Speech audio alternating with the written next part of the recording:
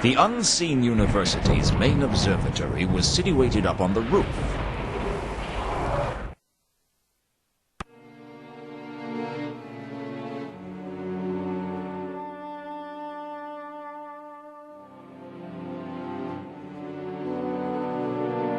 I looked at the star map and back to the mosaics. The map seemed to include a constellation. All I had to do was find out which one and tell the golem to move the telescope to look at it. Well, it was a plan of sorts. The celestial parsnip was one of the most famous constellations. By drawing a line across its length, you could find Hubaris, the hub star, which used to lie exactly over Cari Celesti at the hub of the world, until two drunken thunder gods staggered back to Dun Manifestin drunk one night and knocked it off course. As a result of this incident, 3 traveling salesmen mistook Hubaris for an omen and arrived at a stable in Sirit, trying to sell their cheap perfumes and embalming oils. Life's like that. The celestial parsnip didn't appear on the map as far as I could tell. Perhaps I should have a look anyway. Line it up with the celestial parsnip.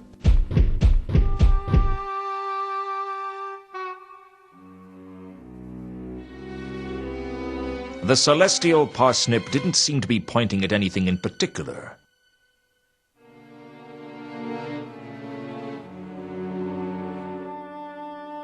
The flying moose. My birth sign. Apparently it was a rocky sign, but I didn't know why. I guess the flying moose might be on the map. It was hard to be sure. Turn the telescope to face the flying moose.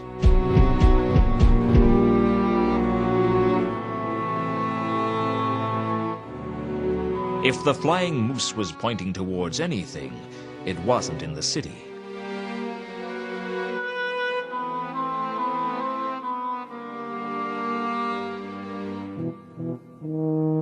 I didn't know anything about Gahuli, the vase of tulips, apart from the fact that it didn't look at all like a vase.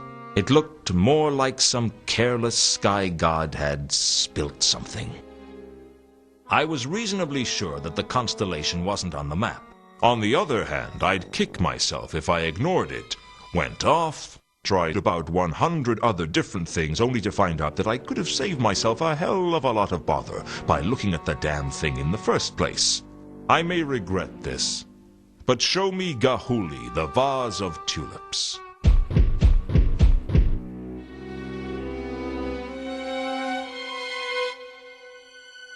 To say that Gahuli, the vase of tulips, was pointing at something would be as big a stretch of the imagination as to say it looked anything like a vase of tulips.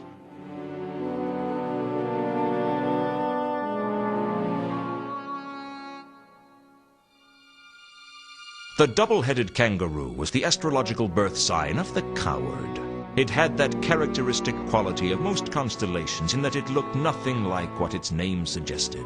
What it most resembled was a ball of string, and it was hence easily confused with the knotted string, which was the birth sign of the dismally confused.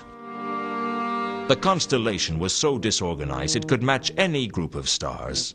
Move the telescope so that I can see Wezon the double-headed kangaroo.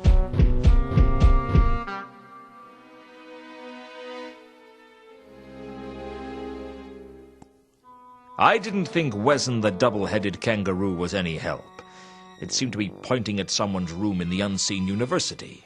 I didn't know who I was looking at, but whoever they were cowering under their bed.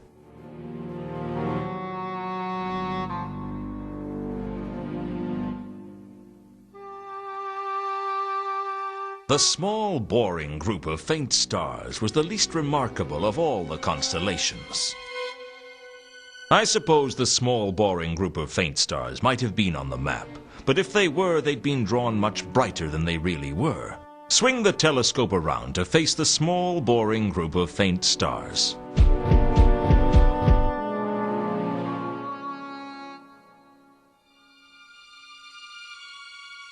The stars seemed to be pointing at the Selachi Mausoleum. If the map was right, the jewel was somewhere inside.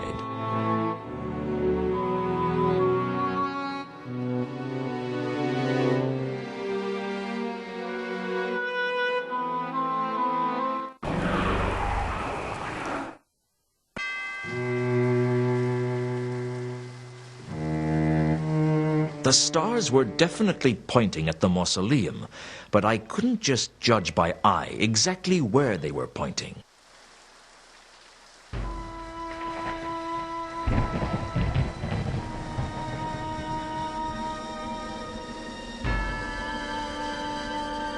I used the astrolabe to see exactly where Tukonkar's map pointed.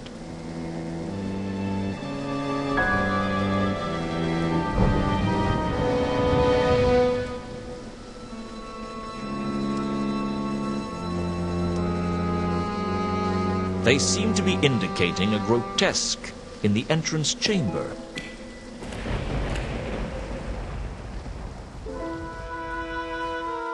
I don't know who thought it was tasteful to make carved statues that were part human and part mythical beast, but frankly I thought they looked awful. I searched the grotesque carefully and concluded that it was a cover stone for something underground.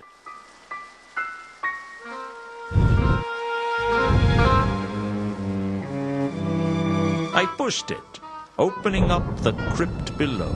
The stale air told me that this chamber hadn't been visited in hundreds of years. In the gloom, I could make out a single sarcophagus.